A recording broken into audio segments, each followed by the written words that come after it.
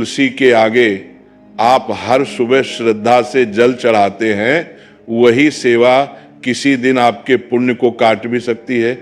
हाँ, सुनकर अजीब लगता है, क्योंकि हमें सिखाया गया है कि भक्ति में सिर्फ भाव मायने रखता है, लेकिन सच ये है कि शास्त्रों में 3 ऐसी स्त्रियों का जिक्र है जिन्हें तुलसी को जल देना पाप माना गया है। कौन है ये 3? और क्या उनमें से कोई अनजाने में आपके घर की भी हो सकती है?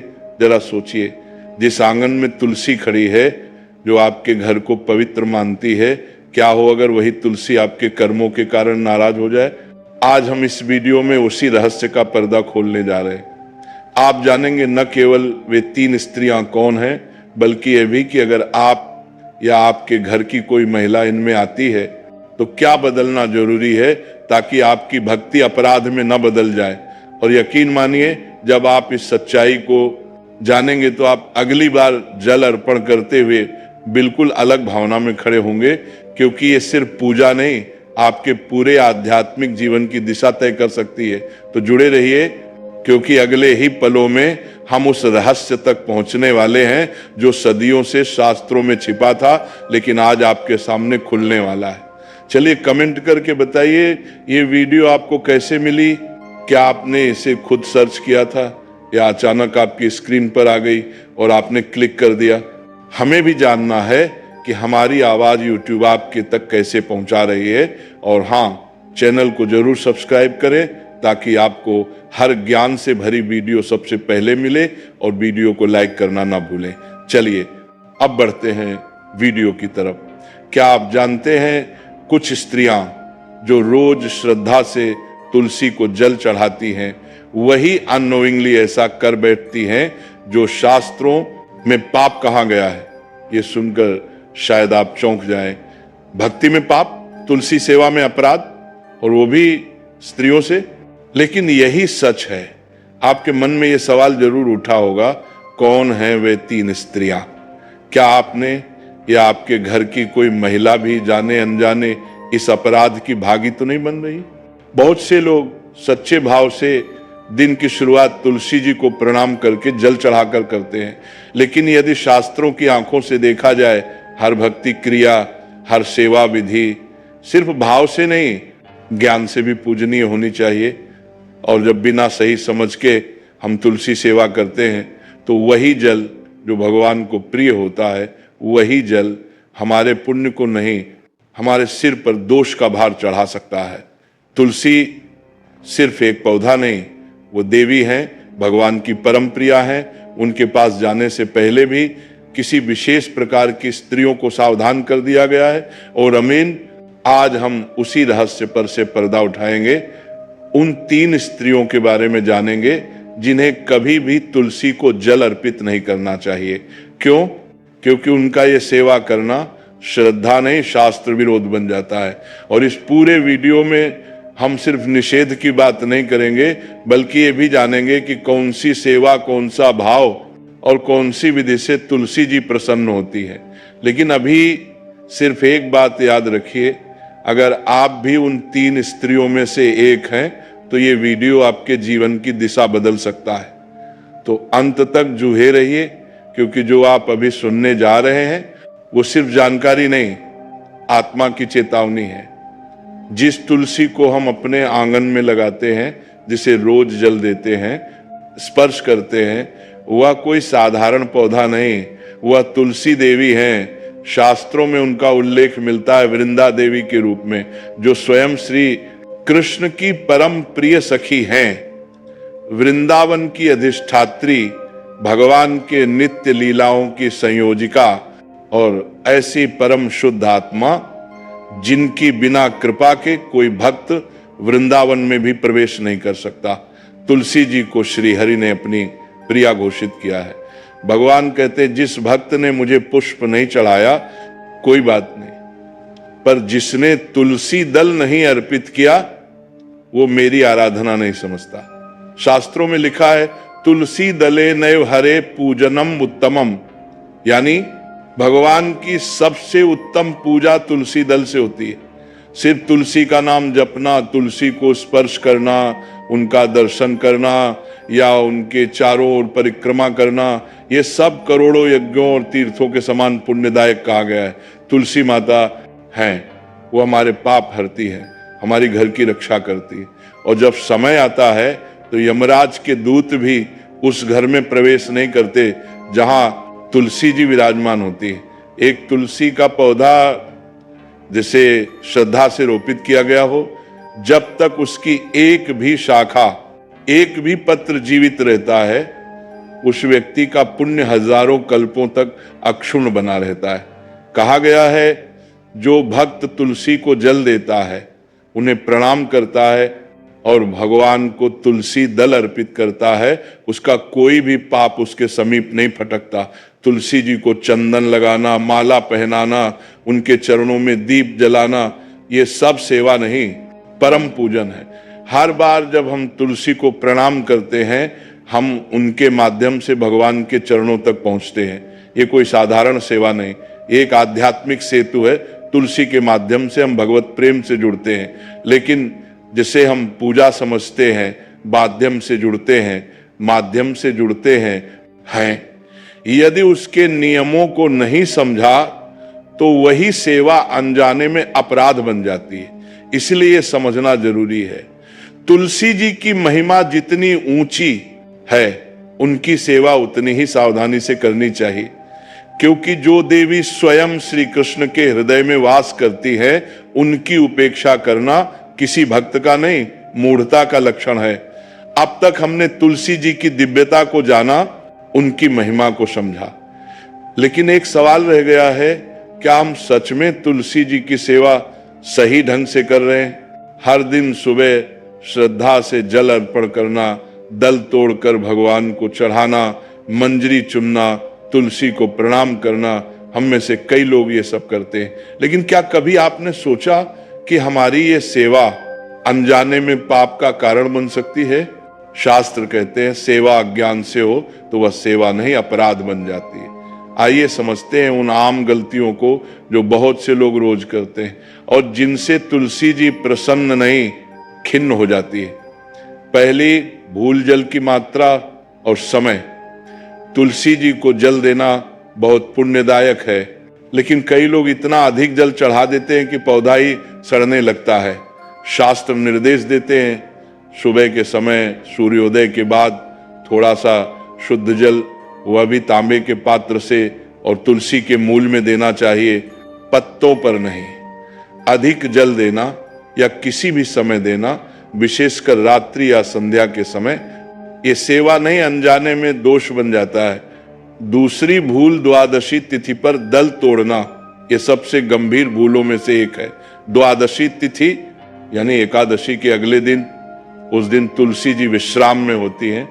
शास्त्र कहते हैं, द्वादश्याना स्पृशित तुलसीम, उस दिन न तो उन्हें स्पर्श करें, न पत्तियां तोड़ें और न ही कोई दल सेवा करें। अगर द्वादशी को तुलसी का एक भी पत्र तोड़ लिया तो ब्रह्म हत्या समान पाप लगता है। ये बात संतों ने बार बार चेतावनी स्वरूप कही है। तीसरी भूल, बिना प्रार्थना के दल तोड़ना। बहुत बार हम तुलसी के पत्ते ऐसे ही तोड़ लेते हैं जल्दी में, भावहीन, मानो कोई साधारण झाड़ी हो। लेकिन तुलसी जी से पहले प्रार्थना करनी चाहिए, हे वृंदा देवी, हे तुलसी माता, हम श्री हरि की पूजा हेतु आपके कुछ पत्तों का चयन करना चाहते हैं, कृपया हमें आज्ञा दें। जब तक ये भावना और अनुमति नहीं, तब तक तोड़ा गया हर पत्र सेवा नहीं, अश्रद्धा माना जाएगा। चौथी भूल, तुलसी जी को छाया में रख देना। कई लोग तुलसी को घर के कोने, बालकनी या रसोई के पास रख देते हैं, जहां ना धूप है ना खुलापन। तुलसी सूर्य की पुत्री है, उनका स्थान धूप में होना चाहिए। अंधकार और नमी से उनका तेज घटता है। यह सारी बातें बताने का अर्थ सिर्फ डराना नहीं है, बल्कि याद दिलाना है कि सच्ची सेवा ज्ञान पूर्वक होती है और अज्ञान सेवा नहीं, पाप की ओर ले जाती है। अगर भाव है तो सेवा को शास्त्र सम्मत दिशा दीजिए, और अगर सेवा है तो उसमें सावधानी और श्रद्धा दोनों होनी चाहिए। तो अब वह क्षण आ गया है जिसके लिए आपने अभी तक इस वीडियो को देखा और जिसे सुनने की उत्सुकता शुरू से आपके भीतर बनी रही। 3 स्त्रियां कौन हैं जिन्हें तुलसी को जल अर्पित नहीं करना चाहिए। क्या वो कोई जाति है, कोई उम्र या कोई विशेष सामाजिक वर्ग? नहीं, ये 3 स्त्रियां कोई बाहरी पहचान नहीं बल्कि आंतरिक स्थिति और मानसिक दशा का संकेत है, और इनका विवरण हमें शास्त्रों और संतों के वचनों में मिलता है। तो सुनिए एक एक करके। पहली स्त्री अभिमानिनी, अहंकार में डूबी स्त्री। ये वह स्त्री है जिसके मन में भक्ति नहीं, दिखावा है। वह तुलसी को जल चढ़ाती है पर भीतर अहंकार होता है। मैं पूजा करती हूं, मेरे बिना घर का पूजन पूरा नहीं, मैं सबसे श्रेष्ठ हूं, शास्त्र कहते हैं। भक्ति का मूल है नम्रता। जहां अहंकार आया वहां सेवा खंडित हो गई। ऐसी स्त्री का तुलसी को जल देना तुलसी जी का नहीं, अपने अहंकार का सिंचन है। दूसरी स्त्री रजस्वला, मासिक धर्म में स्थित स्त्री। ये अत्यंत संवेदनशील विषय है, लेकिन हमारे शास्त्रों में रजस्वला स्त्री को विश्राम और आत्मशुद्धि की अवस्था माना गया है। इन दिनों में ना तुलसी को छूना चाहिए, ना मंदिर जाना, ना भगवान का भोग बनाना और ना ही तुलसी को जल देना। ये कोई तिरस्कार नहीं बल्कि संरक्षण है शरीर और चेतना दोनों का। जो स्त्रियां इस अवस्था में तुलसी सेवा करती हैं उन्हें अनजाने में दोष लगता है, क्योंकि वे उस अवस्था में दैवी ऊर्जा को ग्रहण नहीं कर पाती बल्कि उसे बाधित कर देती हैं। तीसरी स्त्री अशुद्ध विचारों वाली, मन और कर्म से दूषित स्त्री। ये वह स्त्री है जो बाहर से पूजा करती है पर भीतर द्वेष, चुगली, कलुषित विचार या अपवित्र कर्मों में लिप्त रहती है। तुलसी जी को जल देना केवल बाहरी क्रिया नहीं है, ये एक पवित्र संकल्प है। अगर भीतर कटुता, क्रोध, छल, वासना या पाप का प्रवाह है तो वह जल तुलसी जी को अर्पण नहीं, अपवित्रता में डुबाने का कार्य करता है। शास्त्र कहते हैं अशुद्ध अंत करण से की गई सेवा देवताओं को अस्वीकार्य होती है। अब जरा ठहरिए और सोचिए, क्या इन 3 स्थितियों में से कोई एक आपके आसपास है या खुद आपके जीवन में कभी आई है? अगर हां, तो ये जानना जरूरी है कि श्रद्धा से पहले शुद्धता चाहिए, सेवा से पहले सजगता चाहिए। तुलसी सेवा कोई अनुष्ठान मात्र नहीं, तुलसी ये आत्मा को निर्मल करने की प्रक्रिया है। इन तीनों स्त्रियों को तुलसी जल देने से रोका गया है क्योंकि ये नारी का अपमान नहीं, तुलसी माता की मर्यादा का सम्मान है। अब आप तैयार हैं देली दिशा जानने के लिए कि अगर हम इन भूलों से बच जाएं तो तुलसी जी की सेवा कैसे करें? अब तक हमने 3 स्त्रियों की बात की जिन्हें तुलसी को जल नहीं देना चाहिए, लेकिन क्या आपने सोचा है कि ये चेतावनी सिर्फ स्त्रियों तक सीमित है? क्या पुरुष पूर्णतः निर्दोष हैं? बिल्कुल नहीं, क्योंकि बात यहां स्त्री या पुरुष की नहीं, मन की दशा और चेतना की स्थिति की है। हमने 3 प्रकार की स्त्रियों का जिक्र किया, अभिमानिनी, रजस्वला और अशुद्ध अंत करण वाली। अब जरा पुरुष स्वयं से पूछें, क्या मैं भी अहंकार में डूबा हुआ तो नहीं? मैं रोज पूजा करता हूं, मैंने ही तुलसी का पौधा लगाया, मेरे बिना पूजा होती ही नहीं। क्या कहीं ये मैं, मेरा वाला भाव सेवा को अहंकार में बदल तो नहीं रहा? फिर दूसरी स्थिति, मानसिक अशुद्धता। अगर मन में काम, क्रोध, लोभ, द्वेष या दूसरों के प्रति अपमान, छल, आलोचना भरा है तो क्या ऐसा मन तुलसी सेवा योग्य है? तुलसी जी को जल अर्पित करना सिर्फ एक धार्मिक क्रिया नहीं बल्कि आत्मशुद्धि की घोषणा है। जब तक हमारा अंतकरण निर्मल नहीं तब तक जल देना केवल शरीर की क्रिया है, आत्मा की नहीं। तीसरी बात, हम कितने सजग हैं? क्या हम नियम जानते हैं या बस भीड़ में देखकर हम भी वही कर रहे हैं? अज्ञान स्त्री में हो या पुरुष में, पाप का परिणाम एक सा होता है। इसलिए ये स्क्रिप्ट आपको केवल स्त्रियों की नहीं, हर उस व्यक्ति की चेतावनी है जिसका मन अभी शुद्ध नहीं। तुलसी सेवा भक्ति का वह सेतु है जिस पर चलकर केवल वही पहुंचता है जो अपने भीतर झांकना जानता है। स्त्री पुरुष का भेद शास्त्र नहीं करते, ना ही भगवान। वे केवल एक ही चीज को देखते हैं, भक्त का भाव, और यदि भाव में दोष है तो सेवा में पुण्य नहीं पाखंड बनता है। तो आइए आईने में झांकते हैं और पूछते हैं क्या मैं भी अनजाने में वही तो नहीं कर रहा जो उन 3 स्त्रियों के रूप में बताया गया है। अब तक हमने बहुत कुछ जाना, किन्हें नहीं करना चाहिए, क्यों नहीं करना चाहिए, और अगर भूल हो रही हो तो कैसे रुकना चाहिए। लेकिन अब समय है उस रास्ते पर चलने का जिससे भगवान श्रीहरि के साक्षात दर्शन का सेतु बनता है। यानी तुलसी जी की सच्ची सेवा कैसे करें और क्या पाएं। तुलसी जी की सेवा कब और कैसे करें? प्रातः काल स्नान के बाद सूर्य की पहली किरण के साथ तुलसी जी को प्रणाम करें, तांबे के पात्र में शुद्ध जल भरें और मूल जड़ में अर्पित करें। याद रहे, पत्तों पर जल न डालें, तुलसी के समक्ष दीप जलाएं और प्रेम पूर्वक कहें, हे वृंदा देवी, आपकी सेवा करने का अवसर मिला, इसे स्वीकार कीजिए। कभी भी तुलसी के पत्ते बिना प्रार्थना और अनुमति के ना तोड़ें। पहले भाव से कहें, हे देवी, प्रभु की पूजा हेतु आपके कुछ पत्तों की आवश्यकता है, कृपा करके दीजिए। पत्तों को नाखून से नहीं, कोमल अंगुलियों से तोड़ें और केवल सुबह के समय, द्वादशी तिथि को तो बिल्कुल भी नहीं। उनके चारों ओर 3 या 7 परिक्रमाएं करें और नाम जप करें, श्री तुलसी देवी नमः। क्या फल मिलता है इस सेवा से? तुलसी जी की सेवा से पापों का नाश होता है, वो पाप भी जो अनजाने में हो गए। उनके एक पत्ते से 1000 यज्ञों के समान पुण्य मिलता है। श्री हरि कहते हैं, जो मुझे तुलसी दल के साथ भोग अर्पित करता है, मैं उसकी सेवा कभी अस्वीकार नहीं करता। जिस घर में तुलसी जी विराजमान हैं, वहां यमराज प्रवेश नहीं करते। उस घर को तीर्थ समान माना गया है। तुलसी की परछाई मात्र से पितृगण तृप्त हो जाते हैं और घर में धन, स्वास्थ्य और शांति का वास होता है। आध्यात्मिक ऊंचाई कैसे मिलेगी? तुलसी जी की सेवा सिर्फ एक अनुष्ठान नहीं, ये मन की तपस्या है। हर दिन जब आप तुलसी को प्रणाम करते हैं, आप अपने भीतर के विकारों को झुकाते हैं। नियमित रूप से तुलसी माला से श्री हरि का नाम जप करने से मन की चंचलता शांत होती है, ध्यान स्थिर होता है। तुलसी जी की कृपा से श्री कृष्ण वश में हो जाते हैं, और इससे बड़ी सिद्धि क्या हो सकती है? याद रखिए, तुलसी को जल देना सिर्फ एक प्रक्रिया नहीं, एक संपूर्ण साधना है। ये वह द्वार है जिससे होकर आप भगवान के घर में प्रवेश कर सकते हैं। अब प्रश्न ये नहीं कि तुलसी सेवा कर रहे या नहीं, बल्कि ये है क्या? आप उस सेवा में पूर्ण जागरूक, पूर्ण प्रेमी और पूर्ण समर्पित हैं?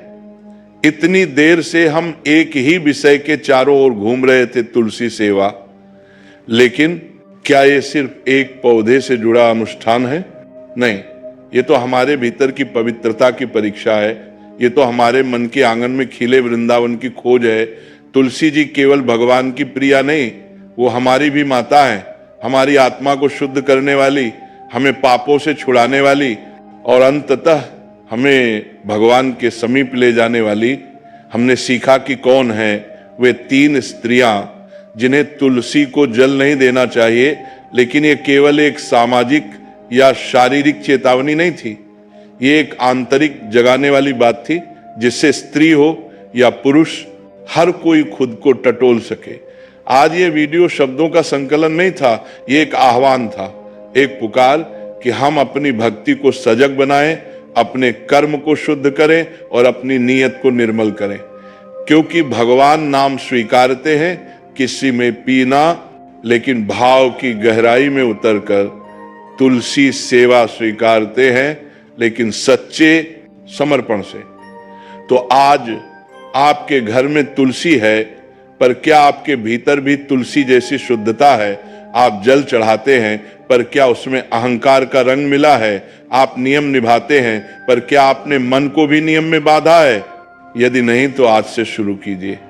आज से वह पहला जल चढ़ाइए जिसमें पवित्रता हो, सजगता हो और समर्पण हो।